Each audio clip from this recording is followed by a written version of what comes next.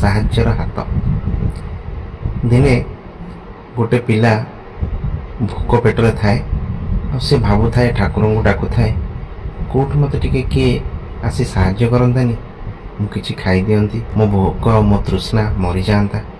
ହଠାତ୍ ସେହି ସମୟରେ ଠାକୁରଙ୍କର ଏମିତି ଆଲୌକିକତା, ଜଣେ ଚାକିରିରୁ ବାବୁ ଫେରୁଥିଲେ ଆଉ ସେ ଦେଖିଲେ ଗୋଟେ ପିଲାଟା ମନ ଦୁଃଖରେ ଠିଆ ହେଇଛି ବରଗଛ ମୂଳେ। ତା ମନ ଭିତରେ କିଛି ନା କିଛି ଭାବନା ଅଛି ଯେଉଁଟାକୁ ସେ ପରିପ୍ରକାଶ କରିପାରୁନାହିଁ। ସେ ତାକୁ ପଚାରିଲେ, ଆରେ ବାବୁ, ତମ ନାଁ କ'ଣ? ସେ କହିଲା, ମୋର ନାଁଟା ହେଉଛି ରାଜେଶ। ଆଉ କ'ଣ କର ତମେ? ସେ କହିଲା, ସାର୍ ମୁଁ ପାଠ ପଢ଼େ, ମୋ ବାପା ଜଣେ ଗରିବ ଘରର ଚାଷୀ। ସିଏ ଆଜି ଆମ ପାଖରେ ପଇସା ପ୍ରୋବ୍ଲେମ୍ ଲାଗି ମୋତେ ଖାଇବାକୁ ଦେଇନାହାନ୍ତି ଆଉ ମୁଁ ଭୋକିଲା ଅଛି। ମୋ ପାଠ ପଢ଼ା ପାଇଁ ବାପା ମୋତେ କିଛି ପଇସା ଦେଇଥିଲେ ଆଉ ସେଇ ପଇସାରେ ମୋ ପାଠ ପଢ଼ାରେ ମୋ ସ୍କୁଲରେ ସବୁ ପଇସା ଲାଗିଗଲା। ସେଥିଲାଗି ମୁଁ 1-2 ଦିନ ହେଲା କିଛି ଖାଇବା ଖାଇନି ଆଉ ମନ ଦୁଃଖରେ ବୁଲୁଛି।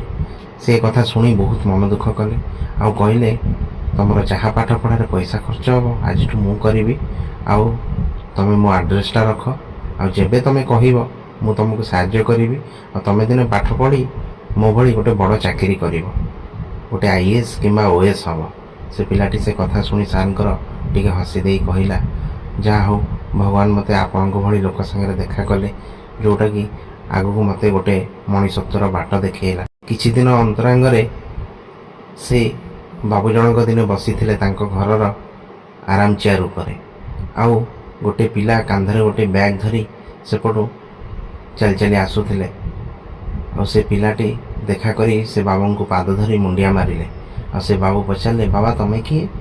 ସେ କହିଲେ, ସାର୍ ବହୁତ ଦିନ ତଳେ ଆପଣଙ୍କର ମୋର ଦେଖା ହେଇଥିଲା ଆଉ ସେଦିନ ଆପଣ ମୋତେ କହିଥିଲେ ତମର ଯାହା ପଇସା ଖର୍ଚ୍ଚ ଲାଗିବ ପାଠ ପଢ଼ା ପାଇଁ ମୁଁ ବୁଝିବି। ଆଉ ସାର୍ ସେଇ କଥାକୁ ନେଇକି ଆଉ ସେଇ ସାହାଯ୍ୟ ଟିକେ ନେଇକି ମୁଁ ଆଜି IAS ହେଇଯାଇଛି।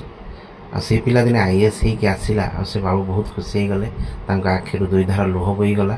ଆଉ ସେ ପିଲାର କାନ୍ଧରେ ହାତ ବାଡ଼େଇ କହିଲେ, ବାଃ ସାବାସ୍, ତମ ଭଳି ପିଲା ବହୁତ ଭାଗ୍ୟରେ ଥିଲେ ମିଳେ।